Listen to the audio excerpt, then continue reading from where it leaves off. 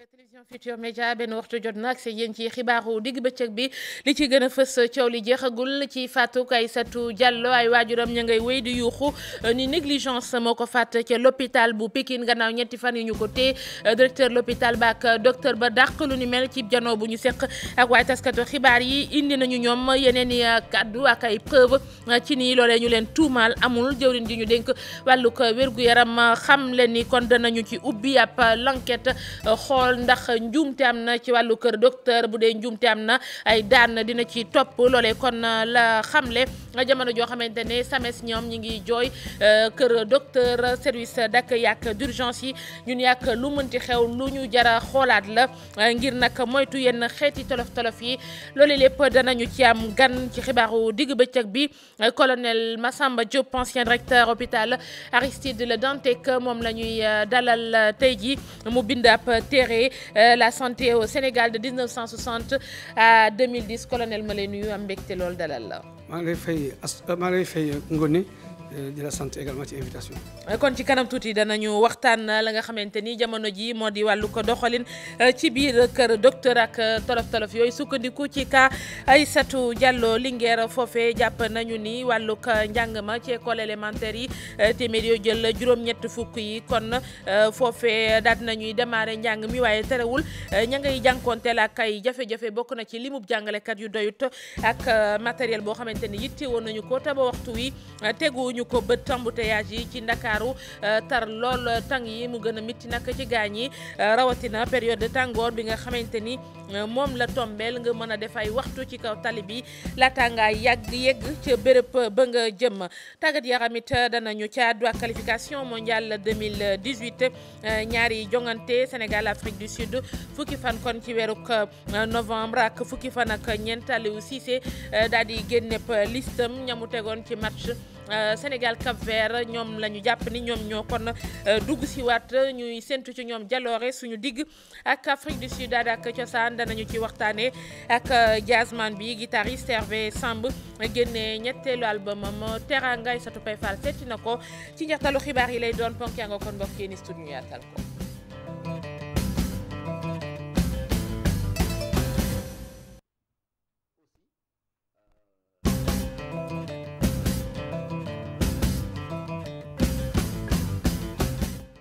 mbokk yi dellu nuyu leen rafetluwaat ànd bi ngeen di ànd ak ñun ci xibaaru digg bëccëg bi dooree ko mbiri Aïcha Diallo fukki at ak ñaar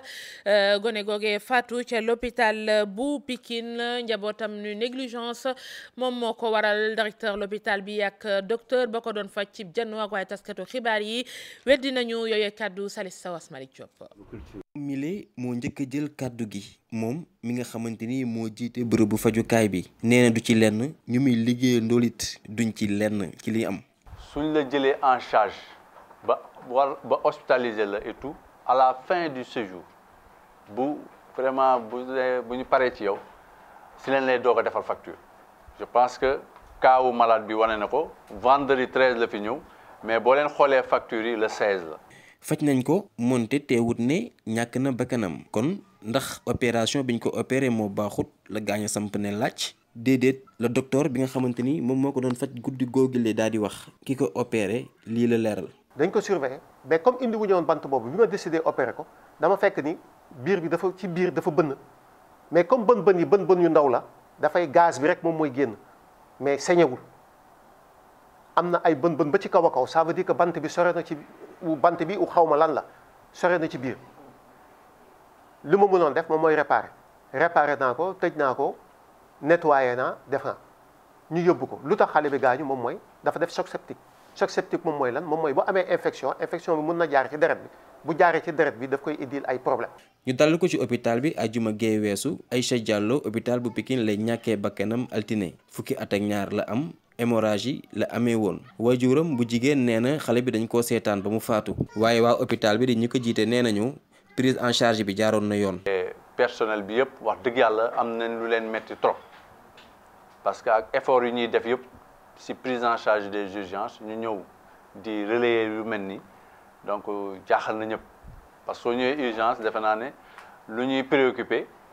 mooy lever urgence. Aïcha Diallo nee ñu benn bant moo ko faat bant bi dafa aw fu muy demee gaanuwaay am lu mu yàq ci biiram da doon foofu ak benn moroomam ci seen kaw teraasu kër bu nekkee Yëmbal Comico njaboot ga ba lañ jotee téléphone ñoom nee ñu lu faat seenub doom du leneen lu doon càggante waa kër docteur li directeur hôpital bi wax bu Pikine bile moom rep la soxal gëmuñ ci. ministre bi ñu dénk wàllug wér-gu yaram Abdoulaye Diouf Sarr li mu ca wax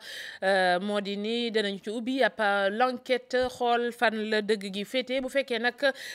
faute am na njuumte ci wàllug docteur ay daan dina ci topp SAMES syndicat autonome des médecins du Sénégal ñoom bëgg ñu organiser waat li nga xamante ni moom moo di béréb yi ñuy fajoo établissement public de santé yi waaye lii di urgence yi it maanaam ñi yittewoo ñu faj leen daar ak lu mënti xew loolee war nañu ko xool laata dinañu ci waxtaan ak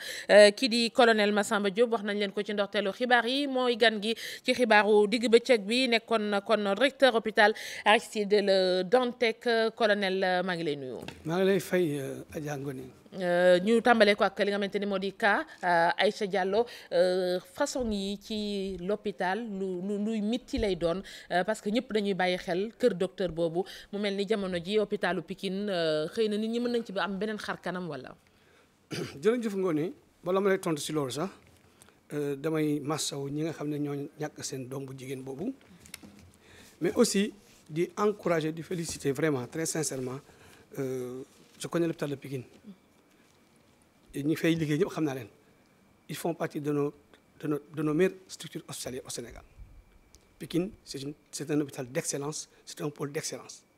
Je connais très bien le docteur Ababacar Diop, c'est un excellent médecin. maa ngi koy masawu li la fay dal ni foofu nii mais ce que je regrette le plus c'est le lynchage populaire parce que léegi saa ñu xam sax lu xew ku nekk ngi wax en particulier la presse et puis on ouvre la voie à tout le monde ñuy agressé ñoo xam ni on oublie sur 10 000 cas qui se sont bien passés un seul cas qui s'est mal passé maintenant les urgences bi kañ la commencé est-ce que bi ñu indee malade bi hôpital ci la urgence bi commencé wala fait générateur bi nga xam ne accident bi fa mu commencé la urgence commencé ci suba dégg naa yaayu xale bi mu ne bi accident bi amee daf ko yóbbu hôpitalu Niaga bi ñu hôpitalu Niaga ñu xool ko defal compensement ne ko kii urgence la na nga dem hôpitalu Pikine parce que ñun mënuñu koo faj en tout cas dañu ko ne kii c'est grave ma dégg na dafa dem këram ba ca ëllëg sa mu soog a dem hôpital et puis ñu ne dañ ko négliger parce que dañ ko teg ci benn lal je vais apporter précision importante si loolu bari nañu gis malade nga indi urgence yow nga jàpp ne urgence la fekk la sax mu nekk urgence ki ko war a opérer nekk 8 salles d'opération parce que hôpitaux yi en général day nekk un bloc opératoire bu am plusieurs salles 4 à 5 salles donc benn salle lañ ciy bàyyi mu nekk pour la salle pour les urgences benn salle boo xam ne pour la chirurgie esthétique ak ay salles yoo xam ne pour la chirurgie réglée mooy ñu programmé et en plus day am ay spécialité yoo noonu alors da nga ñu indi sama la ñu tëral ko fekk ne pendant que ñu ngi koy tëral le médecin mu ngi toppatoo keneen ou alors fekk nga fi médecin bi mu taxaw jàkkaarloo jël ko bala muy def dara il faut mu xam fan la jëm et à partir de ce moment il y a un temps pour que mu am aide au diagnostic maanaam ñu defal bilan hématologique su ñu ko war a opéré war na am bilan hématologique war na am bilan radio war na am bilan peut-être même pourquoi pas scanner ou bien échographie loolu dafay jël temps mbokk yi nag du ñu xam loolu wala ñi koy gis du ñu xam loolu dañu foog nañu koy négliger. mais loolu lépp est-ce que nëbbul beneen jàngoro ci kër docteur xëy na li mu docteur bu doyul kii nga biir bloc ñu war koo xaar mu génn bëgg a jëlati beneen malade salle yu doyul est-ce que loolu tam du yeneen jafe-jafe yoo xamante ne xëy na romb na cas yu demee nii. alors non du beneen jàngoro bu ñu nëbb man je l'ai dit dans mon livre que l'hôpital sénégalais est malade il est malade parce que demande de soins bi nit ñi daw di ñëw pour ku leen wallu ñoo ëpp ñi nga xam ne ñoo mën a ñëw taxaw pour jël leen en charge su ñëwee benn hôpital pour 150 000 habitants nga nekk dans un hôpital où tu as presque 1 million d'habitants sous ta responsabilité et en plus médecins yi doyuñ. Quand j'écrivais mon livre, c'est en 2010, c'est-à-dire 40 ans après notre indépendance, il n'y avait que 1000 médecins au Sénégal, public, privé compris. xam naa léegi war na yokk tuuti war na nekk ay 1500 wala 1300. population bi tamit yokku. population bi on est 4 millions au Dakar yemu ci les régions évacuent à Dakar Donc il y a un flux tendu de demande de soins. Et tout à l'heure, quelqu'un l'a dit, les lits de prise en charge des urgences sont insuffisants par rapport à ça. Et même si on les augmentait, parce que mettre 20 lits d'hospitalisation dans une salle d'urgence également, ce n'est pas rationnel. On a 20 personnes à la fois. Ce n'est pas bon. mais problème bi urgence colonel xëy na cas bi la ñu wax nee nañ dinañ ci def ab enquête xool fan la dëgg gi féete ku nekk ak sa version mais problème d'urgence lu tax boobaak léegi ñu koy wax fii mënuñu fexe ba régler ko ku nekk yaa ngi ci am nuy jéem service d'accueil d'orientation boo ñëwee indi sa pexe mais ça demeure là quand même lan moo xew ba tey. Alors ça aussi ça pose le problème du temps qui s'est produit entre le fait générateur de l'urgence, c'est-à-dire l'accident, l'arrêt cardiaque, la chute, la blessure, et le moment où tu arrives à l'hôpital. dañu ne lan mooy urgence selon vous lan mooy urgence urgence mooy une situation médicale boo xam ne bi se trouve une victime ou bien un malade ou un blessé qui peut, si aucun geste technique adéquat n'est fait, engager pronostic vital am maanaam mën na faatu su fekkee ne daar bu ñu ko taxawul mën na caa doxee ñàkk ba kanam. mais nag daar yi li ñu naan ci daar dafa am plusieurs daar am na daar boo xam ne bii. yéen ngeen jàpp ni ku nekk ak sa urgence xëy na mën naa jàpp ni. non du loolu urgence bi mooy le temps qui est actuellement disponible pour sauver sa vie et perdre le malade ce temps-là peut être tout de suite c'est-à-dire il y a pas d'arrêt il y a pas de délai quelqu'un qui est devant toi un malade devant toi arrêt cardiaque di nga fa toog di xaar ay bilan laboratoire il faut démarrer le cœur tout de suite malade def arrêt respiratoire c'est tout de suite bokkul ak urgence boo xam ne bi loolu la ñuy wax urgence absolue après am na urgence extrême. mais léegi ci diggante urgence yooyu ñun lan mooy suñu problème ba chaque fois coowal d'urgence moom du jóge Sénégal. ñàkk a xam parce que tout le monde est urgent chacun se prend pour le plus urgent je ne parle pas du cas de cette fille-là je parle en règle générale ñun chaque fois qu'on arrive on veut passer tout de suite et être vu tout de suite et pendant ce temps généralement quand on arrive à l'hôpital on a perdu un temps fou en périphérie. wolof. avant nga yegg si hôpital dee nga si yoon wi man sama yaay ci circulation la gaañoo urgence embouteillage téye ko. ci biir ambulance wala. non kër ga la dafa kër ñu dugg ci oto dem ambulance fële ñu bloqué ñu am autoroute bi sax gars yi duñ la faale. autoroute rien que ça les infrastructures entravent la prise en charge des urgences il y a pas amul tali boo xam ne bii c'est réservé pour que exclusivement urgence mën fi jaar ce qui fait que. yenn saa itam colonel nga ñëw ci lu urgent hôpital bi kenn ñëw xool ni la mënuma ko jël en charge. ñu génn nga demati tu perds encore du temps demati feneen kii ni la mënuma ko nga demati feneen. très important tu fais plusieurs hôpitaux quand même. très important loo xamante ni urgence la ñuy wax. ñàkk a xam rek yëpp c'est parce que hôpital yi et je le recommande ça. mais tax fi nga njëkk a ñëw même xëy na su fekkee ni mënuñu ko ñu jéem ca dara en attendant boog di xool nu ñu la transféré. waaw Ngoné yaa ngi wax lu am solo loo xam ne vraiment jar nañu leeral ko admettons tey ci mag ñi li ci ëpp première cause yi décès yi AVC la paa bi dafay nelaw rek te du jógati ñu yóbbu hôpital mais su nekkee AVC soo ñëwee xam nga ne urgence mën nga ñëw yegg si hôpital de Dantec wala principal wala nga yegg si Fann ñu ne la demal hôpital Sangam duñ ko laal xamul tax parce que bu dee AVC boobu il faut ñu xam ndax dafay nàcc wala dafa fat te ñaari cas yi seen soin dafa juwaatloo boo jël morom rek da ngay accélérer dee bi. yenn saa yi mën ngaa ñëw fa la yóbbal ñun la scanner bi baaxul. loolu laay wax waaw war a génnati foofu. dëgg la donc yooyu yëpp quand même. dëgg la dëgg la avancé ci faj mi. wala mu bañ a nekk spécialité bu relevé foofu man indi nañu urgence extrême jigéen bu nekk war a wasin souffrance fœtale am éclampsie ñëw ci benn hôpital ñu ne ko jubal hôpital sangam parce que kii suñu ko jëlee bala ñuy pare doom ji dina dee parce que suñ ko génnee ba pare amuñu environnement adéquat pour une prise en charge urgence néonatale mu nekk ñaar ndey ji ak doom ji il vaut mieux nga dem hôpital boo xam ne jege na moo xam ne am na environnement bi yëpp ça pose quoi loolu dafay poser problème l'offre de soins au Sénégal maanaam structure de santé yi on a l'impression que dañoo bari parce que Dakar il y a 4 ou 5 hôpitaux de niveau 3 Dantec principal j'en passe et des meilleurs il y a beaucoup d'hôpitaux en apparence doyul il y a beaucoup de centres de santé doyul parce que médecins yi doyuñ urgentistes yi doyuñu il y a des régions yoo xam ne amul sax traumatologue boo fa accidenté tu es foutu am na ay régions yoo xam ne bu fa césarienne bu ñu ko war a césarienne jigéen dañ koy évacuer dans zone. Dakar gi dañ fi accidenté wër pendant des heures ba après ñu indil la jafe-jafe yoo xam ne xëy na bu ñu la taxawoon. non Dakar sax du problème mu ñàkk médecin bu mën a jël ku accidenté am na région yoo xam ne amuñu réanimateur am na médecin yoo xam ne amuñu médecin chirurgien orthopédiste koo xam ne bu sa fracture dañ koy opéré dafa faj la. am na région yoo xam ne amuñu gynécologue wala ville yoo xam ne amuñu gynécologue loolu mooy problème bi c'est l'offre de soins adéquats et de qualité et ça pose le problème de la formation une formation on dañoo rek tabax hôpital tey daan naa fa dugal ay nit ba jàng tu te rends compte que amoo personnel ngay suqi ay dentelle mais yaa ngi wax sa livre bi 1960 ba léegi quand même war nañu mën a xam fan la ñuy teg suñu tànk jéem ci def ay jéegoog façon yu ni mel lan moo xew problème de vision la wala ba ñu toog fii encore di wax ay mbiri urgence ak hôpitaux ak ay centre de santé. non xam nga de 1960 ak léegi problème du benn. mais ci livre bi yaa ngi naan thérapie de choc boobu lañ deful wala. oui wala non c'est-à-dire man je propose encore faut-il que ñi nga xam ne ñoo ko war a def am les moyens dont ils doivent disposer. Et puis 1960. Pour yow, l'État n'a pas assez de moyens, on ne met pas assez Je d'argent n'accuse dans personne. la santé. Moi, je fais comme un diagnostic, je fais comme un journaliste, je soulève le lièvre et je laisse les autres se trouver la solution. Je ne m'accuser qu'elle. Mais, quand même, reconnaissons que la santé des populations incombe à l'État. C'est un droit.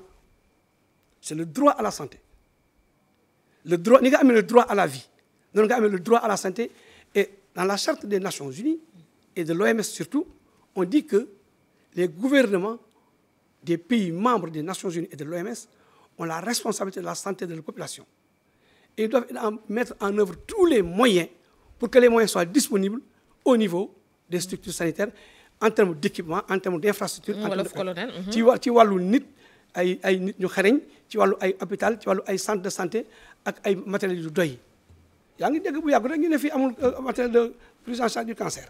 radiothérapie waaw. mais tey jii am na hôpitaux yoo xamante ne boo fa yeggee chariot sax dañ koy njëkkante tamit chaque année ñu ñëw voté benn budget hôpitaux yi mel ni xëy na gisuñu jafe-jafe yooyu malade yi bu ñu ñëwee accompagnant yi di ko njëkkanteeg docteurs yi ñu nekk ci tolof-tolof yooyu nga xamante ni dafa waroon banal ay chariot ñëw indi sa malade teg ñu ciy toll tamit lan la ñu war a def en urgence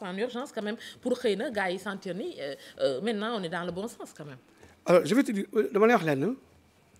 hôpital yi Sénégal yëpp waxuma nag hôpital yi ñu xëy ñu ngi judd daaw ak daaw jéeg hôpital Sénégal yëpp def nañu ay études kenn ku si nekk parce que après la réforme hospitalière parce que li tax li am c'est parce que ça n'allait pas bien ñu def réforme hospitalière parce que les populations n'étaient pas contentes les pouvoirs publics n'étaient pas contents kenn content nun boo yow hôpital dafa fekk li nga bëgg ñu ne nañ def réforme bi ñu defee réforme bi xam nga ki def réforme bi c'est un acteur politique ay député ay président de la République ay ñeneen ñooñu du ñu médecin du ñu ay technicien de la santé mais il confie cette mission et koy délégué à des techniciens de la santé ñu ne defal leen ñu projet d'établissement maanaam defal leen ñu un instrument stratégique benn nu ñu ko xam ne ñu ko wax ci wolof benn bindal leen ma ci at yii di ñëw li ngeen soxla yëpp pour seen hôpital bi mën a baax. kon téere yooyu yëpp a ngi fi. non loolu yëpp am na fii est-ce que nag yooyu yëpp financé nañ leen la nga xam ne moo tax baaxul ba ñu waxoon loolu ba ku nekk def projet. Banque mondiale UNICEF fonds moo xamal lan banque yëpp engagé wu ak gouvernement Sénégal ñu ne ku ko def ñu fay ñu defaral la dafa nekkoon sax jëkkante mu njëkk ñu ne les 6 premiers vont entièrement pris en charge 6 premiers xamatuma ñan la sax Thiès Saint-Louis Kaolack ak et cetera eh bien les plus chanceux ont eu 60% de réalisation ou 40% de réalisation les moins chanceux n'ont rien vu gisuñu dara. mais tey jii ñi ngi tabax yeneen hôpitaux yi fi nekk matériel baa ngi màgget boo demee ay service néonatologie gis ni couveuse yi ñu yittewoo sax matul nga dugg beneen service traumato ñoom tam seen i jafe-jafe foo dugg rek jàpp ni fii moo gën a wopp ñuy tabax yeneen i centre ni ma ko waxee yeneen hôpitaux CMU bi ñu indi jàpp nañ ni état boo dégg seen kàddu ku wax ko moom moo mën a régler problème yëpp ndax jàpp nga ni tey jii boo doon wax ci thérapie de choc bi ban wàll la ci mën a indi concrètement wala il faut revoir ça xoolaat ko. jar na xoolaat. bu ñu waxee yàlla rek jar na xoolaat parce que loo gis lu nekk rek c'est une œuvre humaine liggéeyu doomu aadama la c'est perfectible war na gën a point faible yi parce que référence bi la ñuy wax ak yooyu nan nga xam gis ne bu ñu ko jubantee xëy na mu def ay est-ce que CMU gis nga ci par exemple cas où je sais pas moi insuffisance des personnels de santé CMU dañuy def ay programmes yoo xam ne dañu koy mettre à la gratuité des populations pour ñu mën a. jot ci faj mi rapidement jot accessibilité ci soins. dafa am tam ay procédures est-ce que procédures yooyu yëpp. guddul ci wopp. non du question gudd sax réglé na problème bi xam nga su ñu waxee prise en charge xale yi am moins de 5 ans c'est gratuit si et seulement si bi ngay ñëw hôpital da ngaa jaar centre de santé. boo la centre de santé indee soo ñëwee tamit am nga droit consultation amoo ci droit rajo amoo ci droit garab amoo ci droit opéré. wala c'est gratuit ci hôpital ba bu dee bi nga yegg si yaa ngi crise di convulsé façon yoo nga xam ne xëy na kenn du xaar quand même sa doom pour bénéficier ci gratuité bi àgg ci situation bi. en fait gratuité bi c'est gratuit pour le malade du fay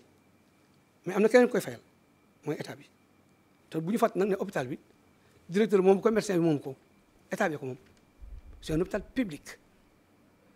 donc état bi moo ci def ay moyens di def subvention ba pare autorisé ko nag mu fayee ko xaalis pour mën a créer un budget de fonctionnement alors loolu su fekkente ne lépp matul li ci des dañ koy compléter donc en résumé offre de soins bi doyul politique de santé yooyu ngay wax ay plan Sésame césarienne gratuite prise en charge des enfants et cetera j'en passe et des meilleurs loolu li ñu leen di rembourser hôpital yi matul moitié li muy dikkee hôpital bi mais hôpital bi dina am ay subvention mais bu doon césarienne bi mu ngi la dikkee 300 000 benn césarienne la lay dikkee hôpital bi en terme de coût su la ko remboursé du ñu ko remboursé sax 100 000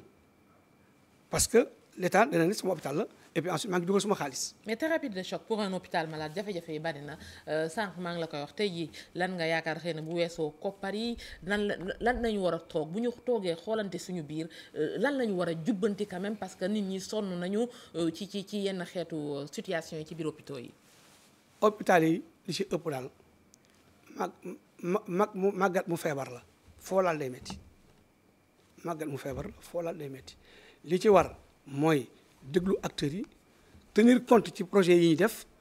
xool faisabilité yi et puis surtout def ay planification il faut planifier xam nga tey nga xëy tey tabax hôpital Guédiawaye tabax hôpital Touba tabax hôpital Saint-Louis Matam tabax hôpital fu la neex ba pare nag taxaw def nii di xaar am équipement dalal jàmm pare nag ñetti at kenn ubbi ko ndax équipement yi ñëwul bi équipement yi ñëwee toogaat na loo at ubbiwul ndax amul médecin fu ñu leen di jëlee soo amee médecin kese doyul ci hôpital il faut du tout pour faire un hôpital donc loolu mooy problème bi su ma naree ubbi hôpital à Touba dama naan maa ngi ko war a ubbi tey on est en 2017 il faut 4 ans ou 5 ans de chantier ak médecin et il faut 7 ans de formation des médecins je l'ouvre dans 10 ans et je le planifie suy paree caabi yi ubbi rek fekk lépp ñëwandoon na 1 an avant ñu def lancer tous les marchés pour que buy ubbi fekk na matériel yëpp dugg na.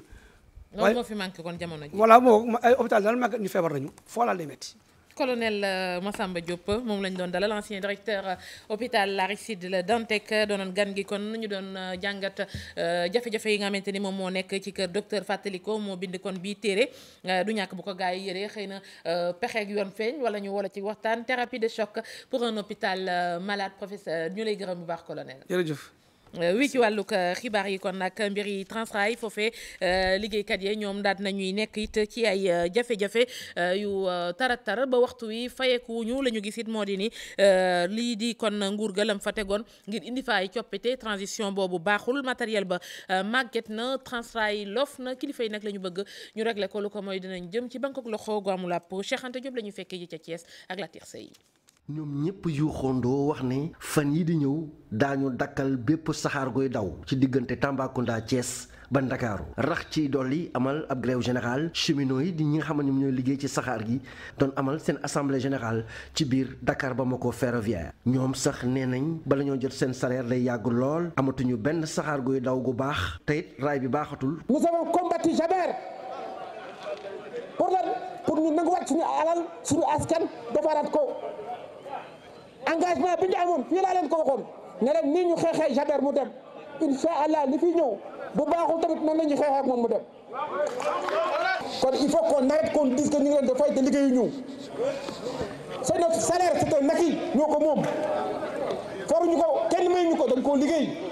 mais nag ay góor la ñu ñun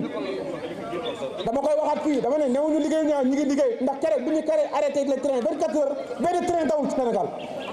et on dit souvent non liggéeyu leen kon tey mënuñu toog fii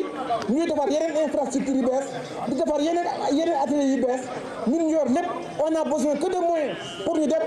joxuñu ñu ko mais Macky Sall xam na ne xew fii ñun semaine de fer la ñu am tey mi ngi nii amul kenn ci ñun ba ki démb billahi wallahi taala sama yaram dafa daw su allé en ville j'ai vu les parents ñu jënd seen doom sax. Cheikh Diop mi secrétaire général bu CNTS FC gis ne lii lépp lu ko waral moom mooy politique privatisation bi nga xamante ne moom la ñu jëloon indi ko ci saxaar gi. dafa war am taxawaay bu ñu war a taxaw ndax fii chemin de fer toll mosu fi toll wax nañ ko te fii chemin de fer toll waruñu ko seetaan dañu takkoon suñu ndigg di xeex pour ñu rectifier politique de privatisation yi nga xam ne dafa gàllankooroon li ëpp ci société yu magul réew mi te ci bokk na ci chemin de fer di xeex ba Jaber dem na. combat bi ñu engagé woon moo doon ñu reprendre chemin de fer assurer benn transition jëm ci schéma institutionnel bi ñu digoon bi nga xam ne dafa waroon relancer définitivement chemin de fer. tey jii transition bi échoué na 17 mois 18 mois de transition on n'est même pas capable de payer les salaires. ñi liggéey ci wàllu saxaar gi ñoom nee nañ ñi ngi waajal ab grève générale bu mag tey daañu génn ci mbedd mi doxam ñaxtu. njàng mi fële ca diwaanu ko Linguère foofee it jàpp nañu ni am nañu ay jafe-jafe gone yi tàmbali nañu dëgg xëy na téeméer yoo ci jël juróom-ñetti fukk ci l'école yi ak lu teg ña ngay jàng waaye seen jafe-jafe ña leen war a jàngal ca boppam moo manqué waaye it jumtukaay Modou Mbaye moo ñu fa toogal. ginnaaw résultat yu am solo yi ñu amoon ci atu 2016-2017 département bu Linguère moo ngi des ba tey di ñàkk ay jàngalekat. waxuma la biir dëkk bi. mais àll ba lañ fa am ci problème mu jàngalekat yoo xam ne dem nañ bëri nañ biir dëkk bi aussi élèves yi bëri nañu lool classe yi fees nañu te jàngalekat des na donc loolu la ñu wax ne le DRH bu mënee def le maximum possible pour doter Linguère loolu bu boobaa ñun danañ ko mën a satisfaire. leneen lu ci dolleeku di ñàkk jumtuwaay ngir ñu mën a amal seeni déplacement di li waral inspecteur bi di woote wàllu. waruwaay woowu sooxe na ci suñ département bi. parce que daaw lañ fi am benn oto boo xam ne bu bees la ministre moo ñu ko indil par le biais de l'État sénégalais waruwaay woowu dong moom la ñu mën a utiliser pour def les 283 écoles te écoles yooyu sore nañ parce que suñ école bi gën a sori tey boo distance yu ëpp loolu. ngir jëmmal bàkk bi di ubbi tey jàng tey premier adjoint au maire bu Daara jox na junneeg juróomi téeméeri livre yu français ak mathématique école yi nekk ci biir commune bi. li président di wax contexte di wax naan ubbi tey jàng tey vraiment tey réalité la fii ci Daara parce que léegi rek vraiment maa ngi waxtaan ak inspecteur démb vraiment wër nañ dëkk bi yëpp wër nañ école yëpp mais gis nañ ni lépp loo xam ne vraiment jumtukaay la te ñu war ko def vraiment def nañ ko. ci fàttaliku département bu Linguère moo jiitu woon ci région de Louga ci examen yi di CFEE ak BFM ak ñaari mention très bien ci baccalauréat 2017. Thiès la ñuy daal di dellu ak taw ba fa wàccoon fan yële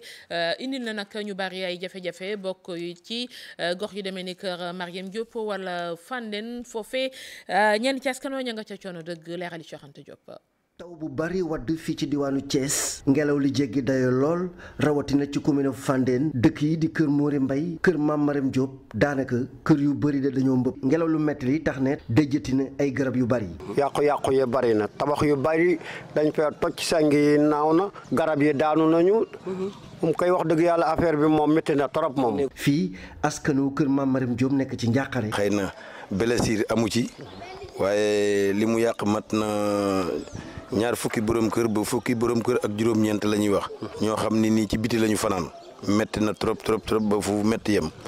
xanaa li ci dara sant suñ borom mooy wax dëgg yàlla kenn amu ci blessure grave gaañu amu ci mais yàqu bi moom bari na trop. lu jëm nag ci wàllu gàncax gi daanaka ñu ngi woon ci wàllum ngóob ak deqi gerte gi baykat bii ne nag ren ji bu ñu sàgganul seen gerte gi daanaka léppay yàqu ndaxte taw bi neguñu ko woon fii. gerte yi ñi ci jot a déq ak yooyu moom ngooñ mi moom day yàqu moom day xuur bu dee dugub yi tamit boo góobee bu ci tawee taw yu bari moom it mën na yàqu. dina moom doy na waar xam nga dëkk bi moom boo xoolee dëkk bi ni mel sax nga xam ne laaj nañu ndimbal même bu dul yàqu-yàqu yi sax dafa laaj ndimbal rawatina nag lii dal ci suñu kaw wax dëgg yàlla ko ñu jàppale dina am solo lool. bi kilifa yëgee mbir mi kii di sous-préfet bu Kër Moussa du Mouhamadou Mbengue àndoon nag premier adjoint au maire bu Fandène dikkoon nag doon nemmeeku borom kër yi nga xamante ne dañoo yàqule askanu kër Mariam Diop ñoom ñi ngi sàkku ci nguur gi mu gaaw leen a wàllu ndaxte nee nañ fii ay néew doole rekk fi dëkk te seen loxo jotul seen ginnaaw. képp ku di chef de service ca diwaanu Kaolack woon nañu la ci ma ndaje ci kilifteefu gouverneur ba ngir waajal gàmmuk Medina Baye ñoom ñooñi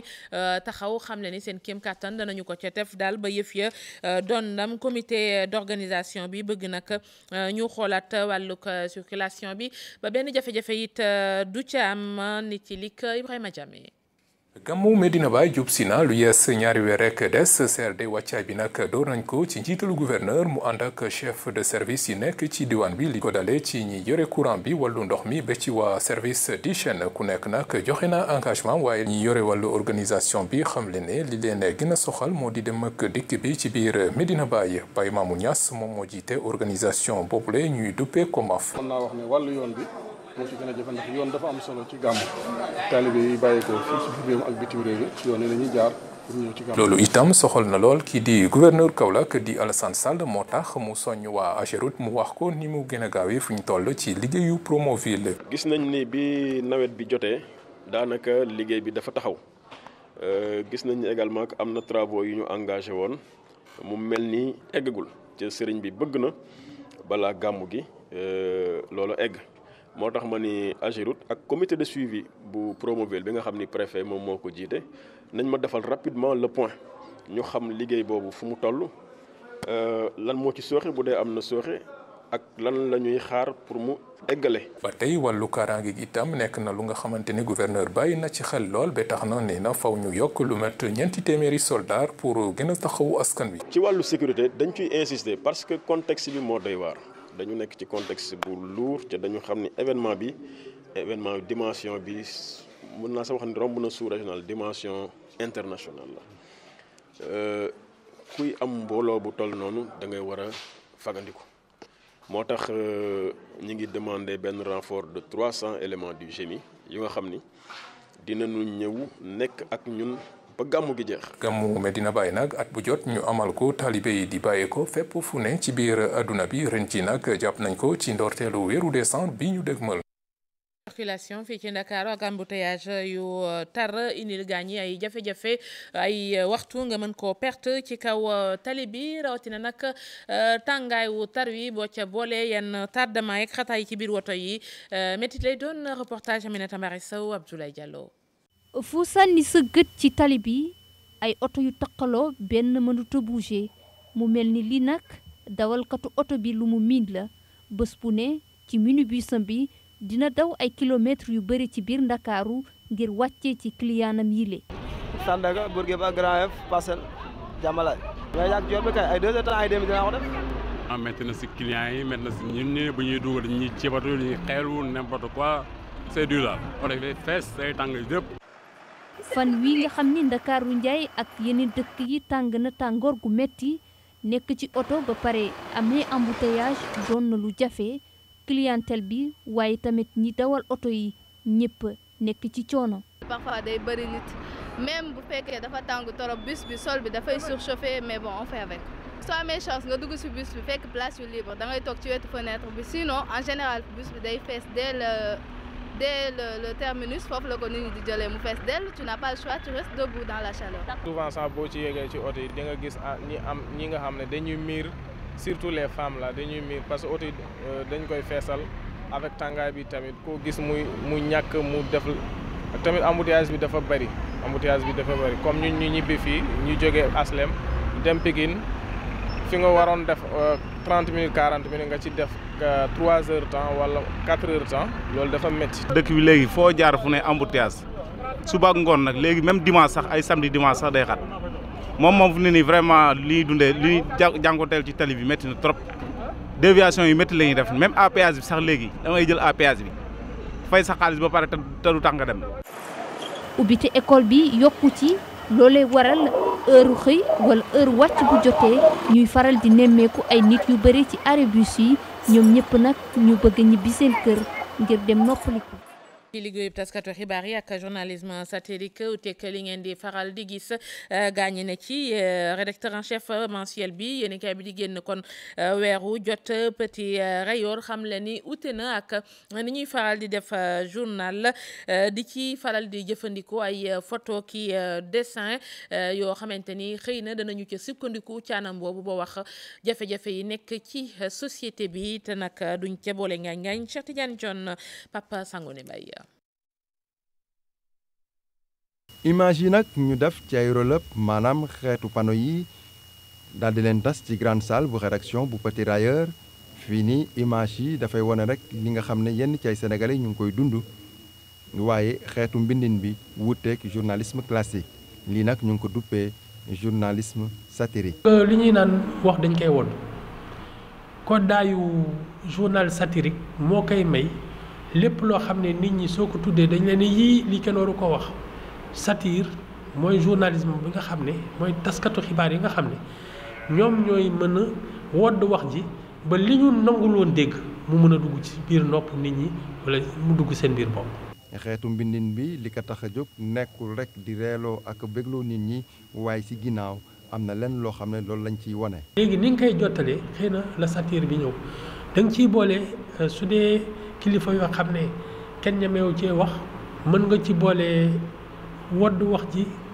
kekkantoo be kokkali bi ba nga xam ne ku ci tegoon sa bopp foo yeggul xëy na sa xel dina la yedd nga ne kii kat ñii kat ñu ngi may kekkantoo ñu ngi may ñu ngi may ñaax ba su ma naroon jëf ju jaarew bu nekk su dul noonu ma dellu gannaaw. naam mbind mi lu ci am solo la waaye tamit rëdd bi maanaam caricature bi beneen affaire la. naataal day joxe xibaar rëdd ni ñu koy rëddee dafa ciy boole di la caxal soo fekkoon nit koo xam ne am na sikk soo ko rëddee dessiné ko ba nga xam ne da ngay génne sikk bi loolu mooy cax bi ngay jox nit ñi ñu xam ne lii kat am na lu ci sikk. ndax lii di journalisme satirique am na avenir si réew mi. dama jàpp ne dañu nekk ci réew moo xam ne dafa mel ni xel yi dañoo tàmbalee dellu gannaaw li fi xel mënoon nangu fanweeri at mu ngi nii ci suñu gannaaw dafa mel ni fii mu nekk nii mënatuñ ko dégg am na fi ay coowu àddina yoo xam ne bu njëkk jaruloon sax waxtaane ndaxte dañu xamoon ne mën nañ ko dégg waaye tey jii loo fi wax ñuy xëm di ximi ñii naan danañu xeex ak danañ ko taal ak duñ ko wax yooyu su amee jour satire mooy maanaam ñun li ñuy def suñu liggéey mooy fexe ba xel yi dellu nit ñi ci nite. Cheikh Tidiane John moo leen seeti woon jazzman guitariste bi Hervé Samb génne kon ñetteelu albumam Teranga kon la ko duppee delluwaat ci wàllu aada ak cosaan moom artiste bi ni day tax gaa ñi gën a xam fan kon la ñu bawoo lan mooy suñu démb mu jaxase sabar ak jazz ngir génn feneen ay satu pay. bi mu nekkee tout tànk ba tey Hervé Samb di jouer li ñuy wax guitare.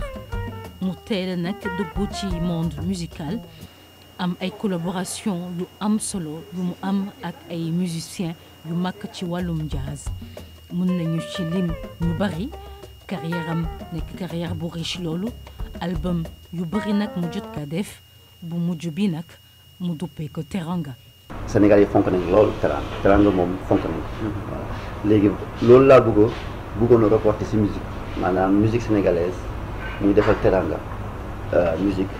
tubaab bi jazz musique doxandéem donc loolu expérience boobu daal laa bëggoon transposer ci musique aussi wan aussi ndi ko Sénégal yi doomu dëkk bi laa dama fi gëj rek xaw xees nii sama yaay sama maam jet na nen la mais doomu dëkk bi laa quoi fii laa màggee jël naa ay carapit ak yooyu yëpp xam naa ne dem naa gëstu béy si cinéma yi. doomu dëkk bi laa et en même temps aussi occasion la pour man vraiment gëstuwaat si sama culture gëstuwaat si parce que dama dem ba remarqué ni que dama gën a xam musique ñeneen ñi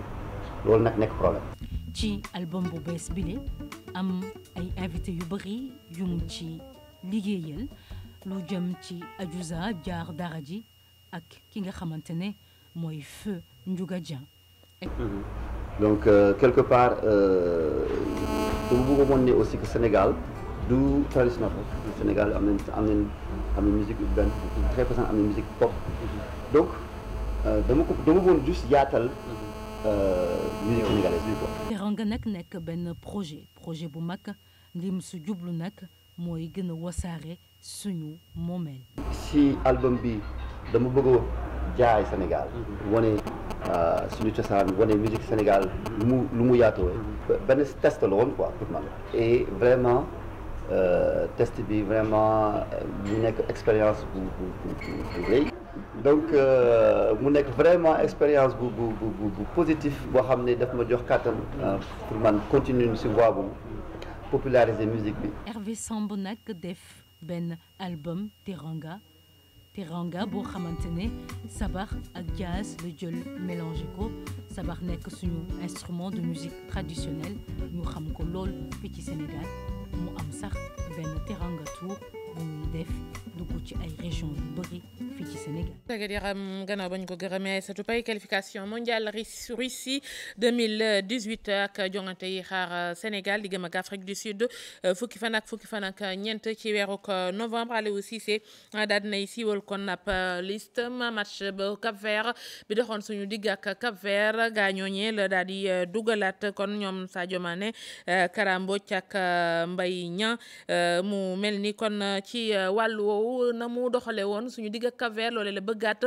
suñuy jongante ak Afrique du Sud dinañu ci dellu si ak Cheikh Hassane Fall dal ci yéenekaay yi li ñu xëyee ak Mamadou Mouhamed Ndiaye. jërë ngeen jëf tout tànk bi ñu ne dañu ko sàggane ca l'hôpital bu Pikine ba mu faatu di Aïcha Diallo yéenekaay yi xëy nañu ko dekkal l'Observateur Vox Populi Quotidien L'As Enquête Rewmi Quotidien ak Walfadjri ñoom ñëpp mbiri Aïcha Diallo la ñu xëyee ñi doon dégg ndem si yàlla Aïcha Diallo te xamuñu lu muy nuróol nañu ko xooli ci xët mu njëkk Enquête yéenekaay yaay ja di Fati Kaba moom la journaliste Enquête yi xëy dem sayti ca yëmbal comico ga mu dëkk moom soxna si nit yi na waa Enquête lu bari ca na doomam Aïcha Diallo faatoo ci l'hôpital bu Pikine nee na waa l'hôpitalu Pikine lenn rek moo leen ñoroon moo di jaare ci sama doom ngir toroxal ma Aïcha ñëw na ne ma docteur bi nee naa ko dama gaañu waaye nee na waxuma dëgg dañ maa violé lu ne wax naa ko waatal naa ko waaye gëmuma Fati Kaba ne waa l'hôpital bi dem nañu ba yegg ak man ci bëggoon maa forcé jaay ma doole ngir génne ma ci l'hôpital bi ci xët mu njëkk Vox Populi mu ne ñu fa doom ja di Aïcha Diallo demoon na ba munutoon a dox munutoon a wax da doon wàccu rek boole kook biir bi di neewi di dem yaay ji ne am na benn moment mu xool ma gis ne damaa jaaxle mu may jéem a dëfal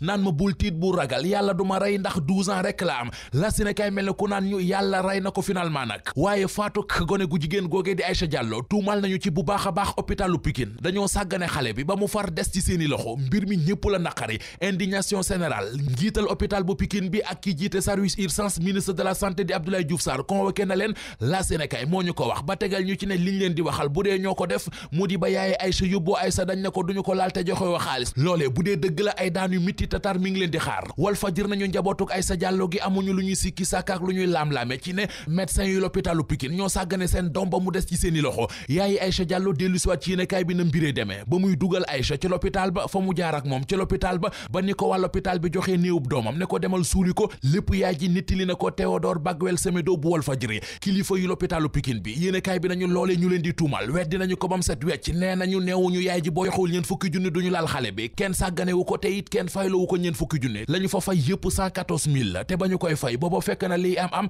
ba xale bi faatu ba ñu jël seenub néew di ko yóbbu ca la ñuy soog a fayee 114 000 yi ci biir l'Observateur Mohamed Abdallah Gueye directeur hôpital bu Pikine bi leeral fa ne Aïcha bi ñu ko ëndee toppatoo nañ ko ni mu waree soog di laaj ay mbokkam xaalis te li ñu leen laaj sore na lool ak ñeen fukki junni yi ñuy wax Moussa Keita di nijaay ci Aïcha Diallo ne waa l'Observateur médecin yi lu ñu leen wax lu dul dañoo sàggane Aïcha ba mu des ci seeni loxo waxuñu dëgg l'Observateur nañu ministre gémee wàllu wér-gu-yaram ci réew mi dugg na ci yëf yi am na inspection bu ñu yebal ci l'hôpital ba ngir ñu dem fa saytu fa càmbar fa xool fa ba xam lan moo fa xewoon te it am na ay sanction mu di daan yu tar yu ci mën a am réew mi quotidien xëy dëggal xibaar bi xale bu jigéen bii di Aïssa Diallo te ñu ne dañu ko sàggane ba mu faatu ci l'hôpital bu Pikine biir ya jeexagul tombee waral ay gaf ne journal bi nee nañu hôpitalu Pikine bi ñu ne fa la Aïssa Diallo faatoo li ñu koy tudd ci jëfi yuqu njuur yu ni mel bari na léegi nag état bi ubbi na ci enquête te bu ñu amee lu wér péng ci ne Aïcha ak càggante maanaam négligence moo ko faat bu boobaa daanee dana mitti te tar ministre de la santé di Abdoulaye Diouf Sarr moo ko wax Le Quotidien mel ne ku naan ñu ministre de la santé Abdoulaye Diouf Sarr waxu fi dara